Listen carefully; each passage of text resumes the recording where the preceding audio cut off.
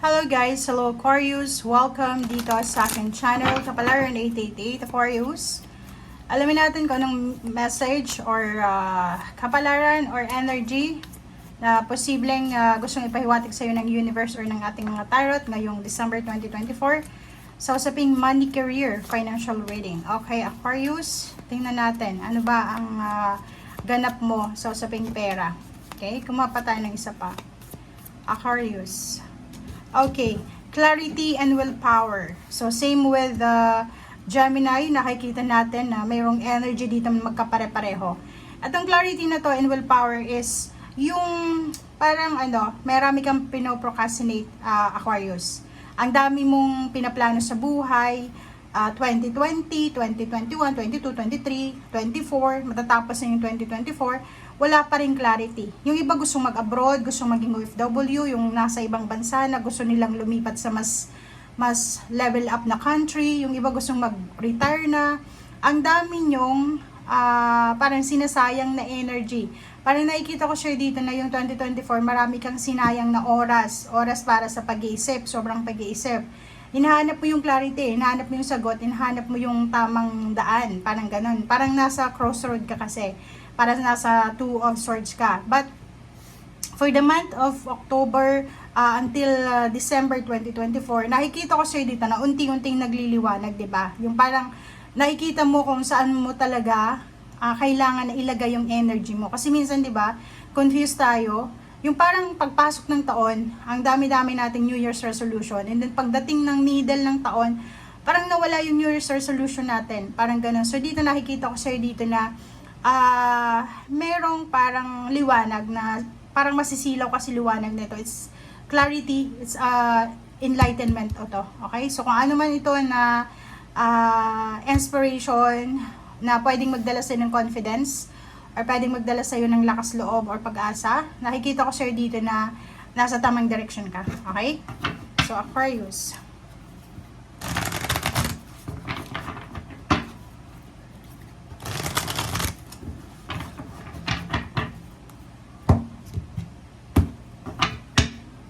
Okay, Aquarius, diba? So, shadow moment. Kita mo. So, Aquarius yun. So, nakikita ko sa'yo dito na medyo confused ka talaga. Siguro sa inyo, sa iba sa inyo is pwedeng confused yung iba until now. Pero yung iba, siguro mga 9 months ago, yung confusion mo.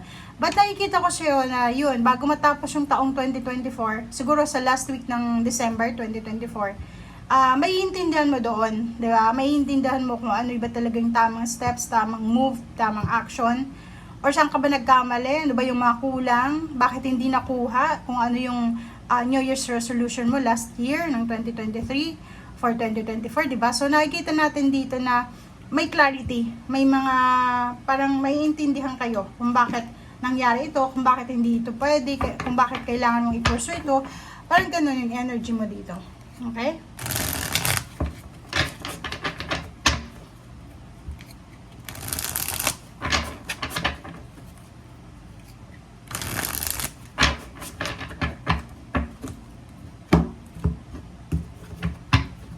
Okay, first card natin sa last deck is Two of Swords. So, ganun pa rin. Confusion, shadow. Wow. So, nakikita ko sa'yo dito, Aquarius, na makakaalis ka na dito sa shadow moment na to. Okay? Makakaalis ka na dito sa confusion na to. Kasi, yun, maliliwanagan ka kung ano yung mga bagay-bagay na kailangan mo. Dalawa yung Four of Wands natin, which is the heart chakra. So, nakikita ko sa'yo dito na yung iba sa inyo, pwedeng makakapag-desisyon na talaga kayo ngayong December na kailangan yun ng mag-ipon para sa pag-aasawa, kailangan yun ng mag-ipon para sa pagpapatayo ng bahay, kailangan yun ng talaga magsimula ng pamilya. Okay?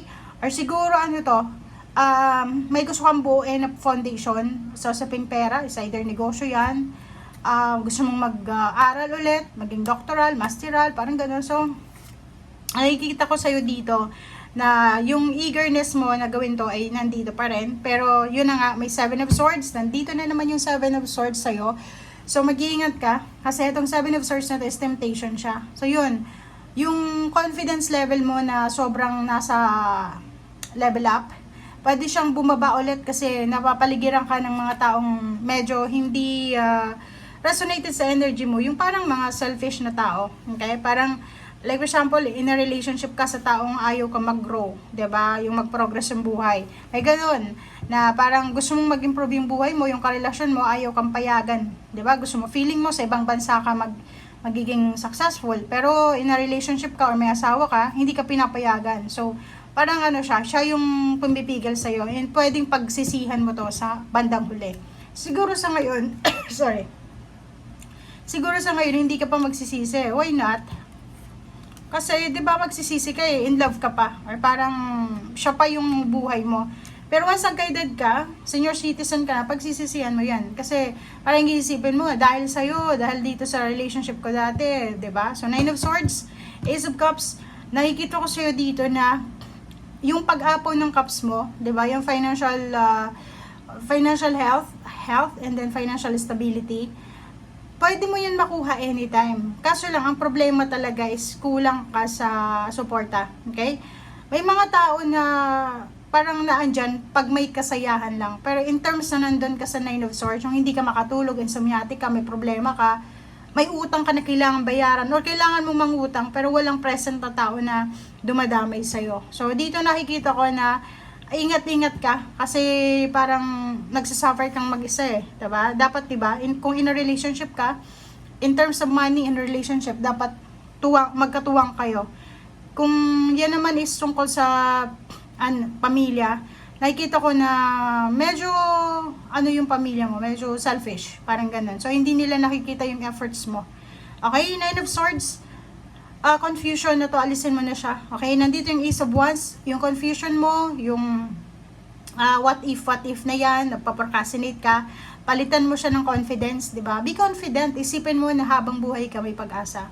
Nandito yung The Sun, sinasabi ng The Sun dito na posibleng maraming mga business ideas or pwedeng new place of work or career ang i-offer sa'yo ng universe. So, maging attentive ka, okay? Kasi minsan hindi natin nakikita na blessings na pala to, pero hindi natin nakikita since nakafocus tayo sa kung ano yung hinahawakan natin. Okay? Minsan, paminsan-minsan, bawasan natin yung sobrang higpit sa comfort zone natin, na hindi tayo makalabas kasi gusto natin yun. Minsan, lumabas-labas ka din sa comfort zone mo. Okay?